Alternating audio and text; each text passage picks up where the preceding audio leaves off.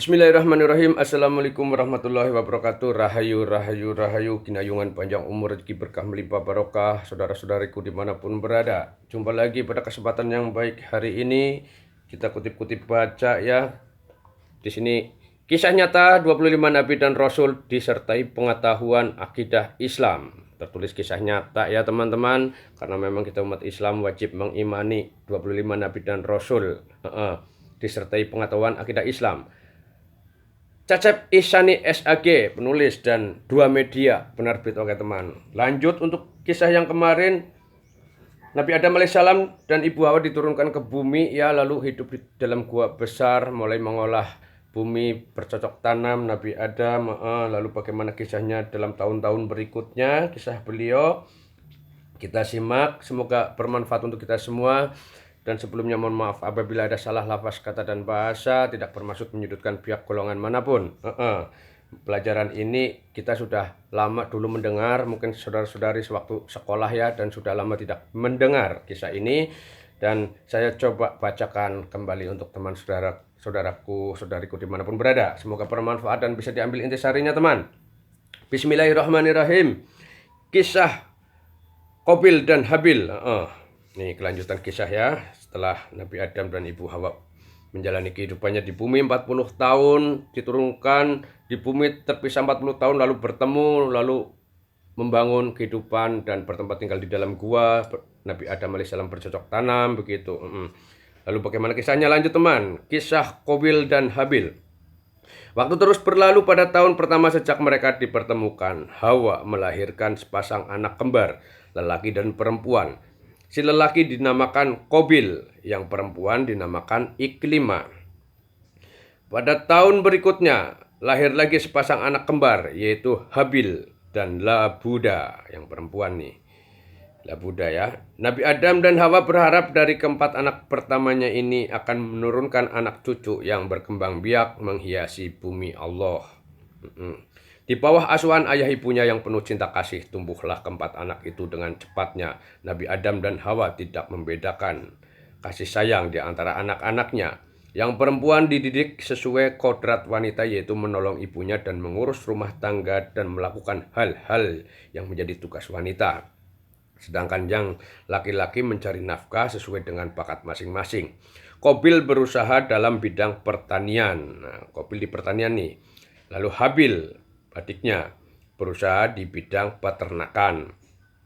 Ketika menginjak usia dewasa, Allah memberi petunjuk kepada Nabi Adam alaihissalam agar mengawinkan putra-putrinya. Qabil dikawinkan dengan adik Habil yang bernama di sini Qabil dikawinkan dengan adik Habil yang bernama Labuda, sedang Habil dikawinkan dengan adik Qabil yang bernama Iklima. Inilah syariat yang telah ditentukan Allah. Pada masa itu syariatnya ya. Cara ini disampaikan Nabi Adam kepada putra-putrinya. Namun Qabil menolaknya mentah-mentah. Ia tidak mau dikawinkan dengan Labuda yang berwajah jelek, tidak cantik ya teman. Tidak secantik adiknya sendiri yaitu Iklima. Rupanya Qabil telah termakan bujukan iblis. Iblis mengganggu nih. Ia lebih menurutkan hawa nafsu daripada akal sehatnya. Ia tidak mau menerima syariat yang ditetapkan Nabi Adam. Nabi Adam adalah ayah yang bijaksana. Ia terus menasehati Qabil agar menerima keputusan yang berasal dari Allah. Namun Qabil tetap menolak. Akhirnya Adam memerintahkan kepada Qabil dan Habil mempersembahkan kurban. Biarlah Allah sendiri yang akan menentukan masalah ini. Maka dengan disaksikan seluruh anggota keluarga Adam, Qabil dan Habil mempersembahkan kurban di atas bukit. Qabil mempersembahkan hasil pertaniannya. Ia sengaja memilih hasil gandum dari jenis yang jelek. Jadi Qabil ini pekerjaannya adalah bertani teman. Lalu Habil ada berternak begitu. Jadi Qabil mempersembahkan hasil pertaniannya. Ia sengaja memilih hasil gandum yang jenis jelek. Sedangkan Habil mempersembahkan seekor kambing terbaik dan yang paling ia sayangi. Dengan berdebar-debar mereka menyaksikan dari jauh. Tak lama kemudian nampak api besar menyambar kambing persembahan Habil. Sedangkan gandum persembahan Qabil tetap utuh. berarti kurbannya yang diterima adalah dari Habil ya. Qabil sangat kecewa melihat kenyataan itu, ia terpaksa menerima keputusan.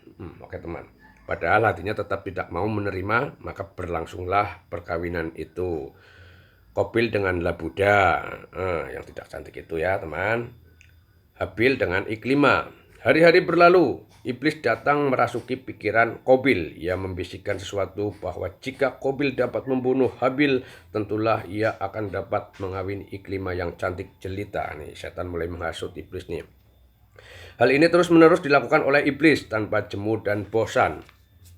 Pada dasarnya nafsu Qabil memang ingin memiliki Iklimah, maka ia turuti bisikan iblis itu. Oke. Pada suatu hari ketika Habil mengembalakan ternaknya di tempat yang sepi, jauh dari pemukiman Nabi Adam dan Hawa, tiba-tiba tanpa setahu Habil ya, saudaranya itu memukul kepalanya dengan keras sekali. Jadi Habil ini dipukul oleh Qabil. Maka wafatlah Habil. Inilah pembunuhan pertama atas umat manusia di bumi. Iblis tertawa kesenangan, ia sudah mempunyai teman. Setelah Habil tewas mati, Qabil merasa kebingungan, menyesal juga nih. Diguncang-guncangkan tubuh saudaranya itu teman. Tentu saja tidak mau bergerak, lalu ia bawa ke sana kemari. Ia benar-benar kacau. Tak tahu harus dikemanakan mayat saudaranya itu. Ia merasa menyesal. Air matanya berlinangan. Pada saat Qabil kebingungan, Allah memberikan ilham melalui burung gagak. Ada 2 ekor burung gagak yang berebut hendak mematuk mayat Habil. Burung gagak itu bertarung, salah seekor mati ya burung gagaknya dalam pertarungan itu. Lalu burung gagak yang masih hidup menggali tanah. Burung gagak yang mati ditarik ke dalam tanah dan ditimbunnya. Demikianlah Qabil meniru perbuatan burung gagak itu. Ia menggali tanah dan menguburkan mayat saudaranya. Namun setelah selesai menguburkan mayat saudaranya, ia tetap merasa gelisah. Penyesalan nih, penyesalan di akhir tiada guna ya teman. Apa yang harus dikatakannya kepada bapaknya Nabi Adam alaihissalam ya? Ia tidak berani pulang. Rasa bersalah membuatnya ketakutan sendiri. Lebih-lebih pada waktu ia melihat ayahnya dari atas bukit datang menghampiri. Qabil makin panik. Ia melarikan diri, masuk hutan, mendaki gunung, dan menuruni jurang, pergi menjauh dari peradaban ayahandanya, dari keluarganya nih. Pergi melarikan diri teman, Qabil. Nabi Adam dan Hawa merasa sedih atas kejadian itu sebab beliau itu hanyalah manusia biasa yang mempunyai hati dan perasaan. Beliau pasrah kepada Allah dan menerima sebagai takdir dan kehendaknya, bermohon untuk diri dan keluarganya agar dikaruniai kesabaran dan keteguhan iman, serta bertaubat, beristighfar, mohon pengampunan Allah. Nabi Adam berdoa nih mohon pengampunan untuk anaknya ya. Selama beberapa tahun Ibu Hawa melahirkan putra-putri kembar sehingga anak turunannya demikian banyak, maka berkembanglah anak manusia keturunan Nabi Adam alaihissalam. Setelah manusia berkembang demikian banyak, Nabi Adam meninggal dunia. Oke teman, banyak umat manusia yang berpaling dari kebenaran. Jadi setelah Nabi Adam meninggal dunia, anak keturunannya, anak manusia itu peradabannya mulai banyak yang ingkar dari kebenaran teman. Untuk mengingatkan manusia dari kelalaian, maka Allah mengangkat ya Nabi atau mengutus Nabi Idris sebagai Nabi dan Rasul. Oke teman, sampai di sini bagaimana kelanjutannya kisah Nabi Idris untuk mengajarkan orang-orang, mengingatkan dalam kebenaran. Kita kembali ke lain waktu ya untuk kisah beliau, kisah Nabi Idris untuk berikutnya. Semoga bermanfaat. Kisah 25 Nabi dan Rasul ini bisa diambil intisarinya, bermanfaat untuk kita semua. Terima kasih. Mohon maaf apabila ada lafaz kata dan bahasa yang salah, tidak bermaksud menyudutkan pihak manapun. Semoga Anda diberi kesehatan, kesejahteraan. Terima kasih. Rahayu, rahayu, rahayu. Kinayungan panjang umur, rezeki berkah melimpah barokah kepada Anda saudara-saudari kita semua. Wassalamualaikum warahmatullahi wabarakatuh.